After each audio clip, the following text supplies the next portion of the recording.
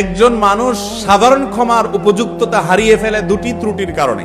বিভিন্ন হাদিস থেকে আমরা জানতে পারি যেই দিনগুলোতে, যে রাতগুলোতে, বিশেষ সময়গুলোতে আল্লাহ তাআলা গণহারে মানুষকে মাফ করেন, দুই ধরনের অপরাধ যারা করেন তাদেরকে আল্লাহ তাআলা গণহারে গণ ক্ষমা থেকে বঞ্চিত রাখেন, এই সুযোগ তাদেরকে দেন না। কারা? এক নম্বর হলো মুশরিক, আরেকটা হলো মুসাহেন। যে ব্যক্তি শিরকে লিপ্ত, এই ব্যক্তি গণ ক্ষমা পায় না। নাম্বার দুই, যে ব্যক্তির অন্তরে অন্যদের প্রতি শত্রুতা আছে, বিদ্বেষ আছে, হিংসা আছে, এই ব্যক্তি গণ ক্ষমা পায় না।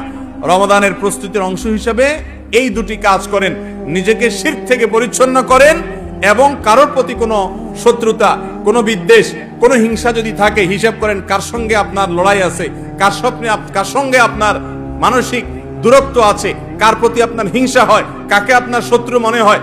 রমজান উপলক্ষে সাধারণ ক্ষমা আপনিও করেন, যে আমি সবার ব্যাপারে মাফ করে আমার অন্তরটাকে পরিষ্কার করে নিলাম, নিজেকে প্রস্তুত করলাম সাধারণ ক্ষমার জন্য। এটাও রমজানের প্রস্তুতির অংশ।